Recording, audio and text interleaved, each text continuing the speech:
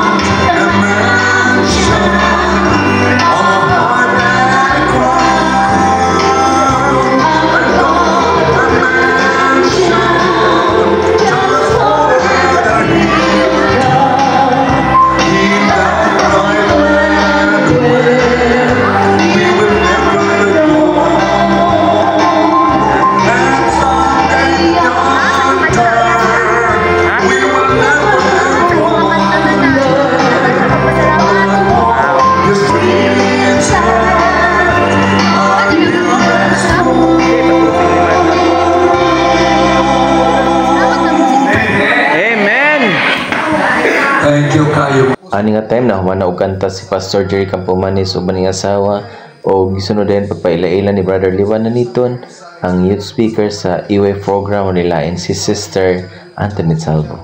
Dawat ay makaigsunan ako na panahon ng igsunan.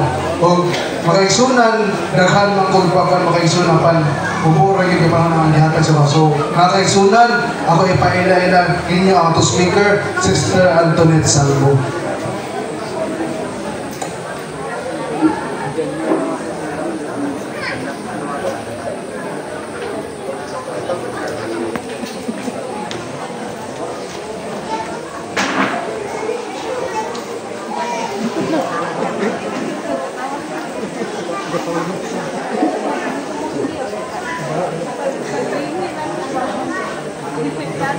Hello, Mayong hapon mga ison! And happy Sabbath kanatong tanan! Happy Sabbath. Mula ko gakabungol sa tingog kay nara diri dapit tapos na diri ang mic pero magpabilin gihapon ko nga magpagamit nga sige nabisan sa kakulba. Kanina I approach Kuya John Riana ko nga kuya. Naaman si Pastor Jerry Campomanes, ingo nga, pwede ihatag na lang na ako sa iya ang message to the young people. Ano din siya nga, una na, na-prepare na nimo, ato pang wibis, ihatag na ako na, kabalo ko nga na-prepare na siya nimo. Ingo nga, sige, ako na lang ang magpadasig sa iya. So, Pastor, thank you so much kay ikaw, nagpabilin sa ang mga youth fellowship ni ining kahaponon. And, ninitak na igsoon, before na magtuon sa balaan nga pulong sa Ginoo mag-angko sa ta. Let's pray. Dalaygon ka sa walay katapusan Ginoo tungod sa imong kamayo kanamo. Nagapasalamat niining matahong nga adlaw nga ipapahulay nga kami makapahulay sa imong presensya, makabalaan sa imong ngalan ug makagday kanimo Ginoo. Nag-aampo mi samtang ni magatuon sa mga balaan nga pulong ablihe ang among tagsa-tagsa, kahuna-huna o kasing-kasing nga masabtan ni namo Ginoong Diyos o amo ning makinabuhian, magabayan sa labing doon nga pag-alagad kanimo nga makadugang panin kalikon kadasig Ginoo. Salamat sa imong kamayo, salamat sa pagtubag sa among pag-ampo, pinaagi sa gahong sa ngalan ni Ginoong Jesus, nga among bugtong o personal nga manluluwas. Amen. Nalipay kay ko mga igsuhon. Kay naa silang pastor, kauban nato, kauban sa iyang matahong nga asawa. Ayaw kahadlo kay ako anihang maguban kanimo. Dako kay ni siya impact sa ako ka.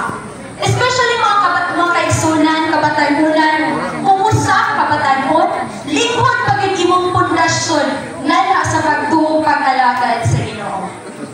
Mga kaigsunan, gilakaw ko diri sa amo nga lugar, nabilan ko mga grade 7 ko, ka-boarding naging ko mga igsoon. Until karon, college, layapin ko sa Dominikanan. Pero kiunsay na ako nga akong pagtuo sa Ginoo nga mugamot gyud siya, umuugat gyud siya sa pinakailalong nga bisan unsay mga pagsulay, mga kasakit sa kalibutan nga muraddapan na sa ako nga magpabilin ra man gihapon gyud malikon ang pagtuo. Kay naa ang Ginoo. No? Ayaw kahadlok kay aniha ako. Mga kaigsunan, naanay mga kasakitan, naay daghan ng mga pagsulay na makahilak na lang ka sa tago. Especially mga kaigsunan, I am working student sa COC. First year pa lang mga kaigsunan. Kanang imong boss na imo ang gitrabahoan.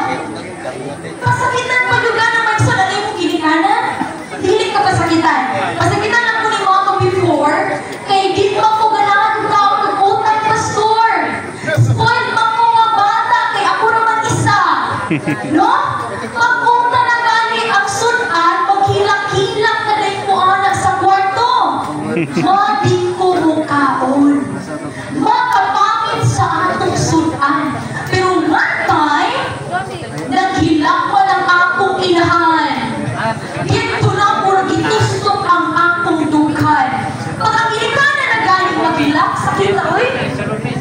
Bahalang ako'y maghilak ka, mapasakitan ako sa upan. Pero sakit kayo kung imo ng inahan. Pero si Mama, di mo kung hilak, si Mama naman yun. Ana siya silang ka. Kay muabot ang panahon, mawala man ko, ikaw na dayon isa. Grabe ka sakit! Iko nga, Lord, mintras buhi pa ko.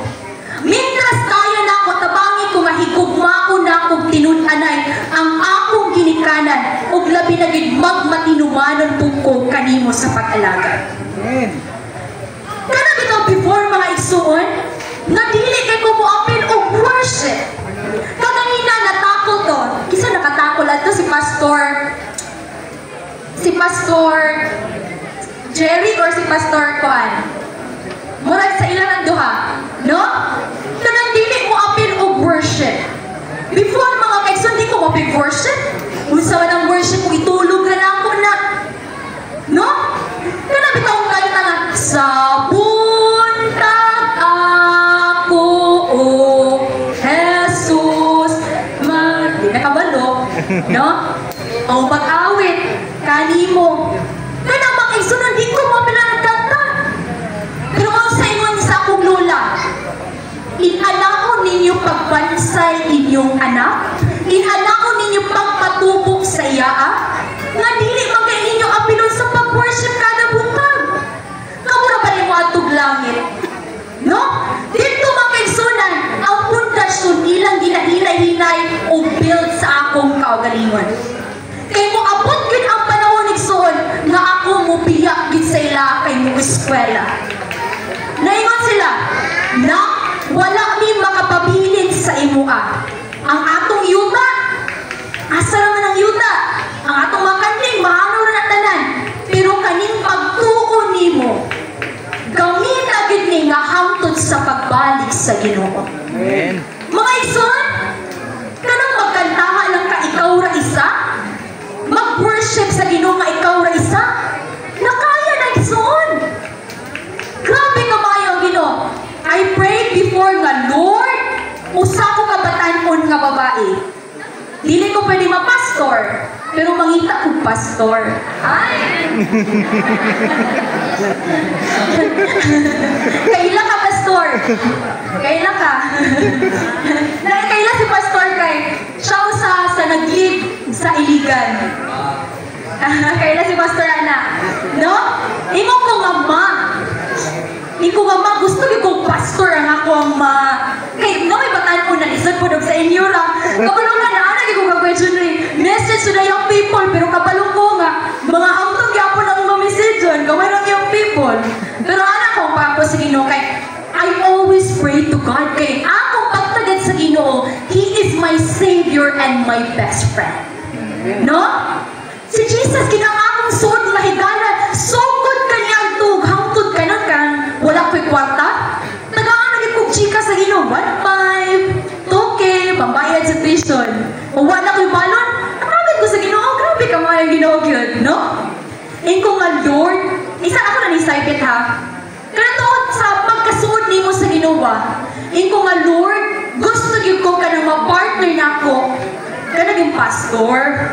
Mga yun ko partner sa imo mga pastor, specific ba yung ka mga yun? Kabalo mo mga isuan? Anak ko nga ma, karon pa lang summer pa lang to, ato na ni aking natuing. Iko nga ma, ganahan yung kong pastor. Pag uli na ako gikan basin, ma, nanak ko yung pastor. Grabe ka ba yung Ginoo? No? Grabe ka ba yung Ginoo? Pero di ko karon nga tuig, pastor, ato na niya tuig. Dahil nga tuig. So, inana ka ba yung Ginoo? So, nagpadayon ng mga kaigsunan. No? Nagpadayon ang akong kinabuhi nga matinud-anon nga nag-alagad sa Ginoo. Iko nga Lord, di ba nangay kong pastor? Ingo po ko nga Lord, gusto ko nga mahimo nga speaker, messenger, magsabog sa kamatuoran, magpadasig sa igsuon nga naluya sa pag-alagad, o ilabi na muampo sa ilaa. Ang usa nga answered prayer sa Ginoo sa kuha nga nahimo ko nga prayer coordinator sa Let's Pray Pilipinas Hope Channel. Usang naging tuwag sa Ginoo sa kuha. Nangayo ko pastor na partner, nag-ampo ko nga mahimo ko nga panalangin sa uban nga mahimo nga prayer coordinator mga igsoon. Di ka ng prayer, grabe ka na kong impact igsoon. Kanang makahilak ang mga kaigsunan, mutulog imong pag-ampo. Nay one time igsuon, nga ako na-experience sa inyo sa akong pag-duty kay working student ako. Sa akong pag-duty sa COC, na ay duha ka magtiayon na giduol sa amoa. Ana sila nga, ma'am, na ay gibalik sa inyo ang kwarta. Kay suggest ni mga igsuon kung na'y mawala, kay kanang dito gina-claim nila ba, ma'am, na ay nabalik sa inyo ang kwarta? Kay supposed to be katong kwarta ibayad sa tuition sa ilang anak o maumao ra gitong kwarta nga naa sa ilaan. 6,000 to igsuon. Ana rin si Ma'am Reyna nga, ay, ma'am, sorry, wala kay bisag 1,000 na balik nga kwarta sa amuan. Ang magtianan mga igsuon, na aking kasubo o kasakit nga nabati nila. Ako nga nagpaminaw sa likod, ko nga, Lord, gusto ko mo ampong sa ilaan. Tabangi ko nga samtang ko mo approach sa ila, imo kong gamiton nga makita ang kahayag sa akong kinabuhi. Dito igsuon, milakaw ang magtiayon o gisundan na ako sila. Ko nga, ma'am, sir, kumusta man? Unsa day nahitabo? Pero kamano na ko igsuon sa nahitabo sa ilaan. Ingon siya nga lang, nawala gyud ang maumao na mga kwarta nga maura unta to ibayad sa tuition sa anak namo kay tingbayan na kay examination na. Iko nga, ma'am, sir, wala ko'y mahatag sa inyo kay pobre rapod ko. Pero na ako'y mahatag sa inyo pag-ampo nga ang Ginoo magapanalangin sa inyo sa unahan. Dito igsuon, nagpakilid min duha. Kaming tulo. Pag-ampo na ako igsuon, pag-human sa ampo, grabe nila mahila.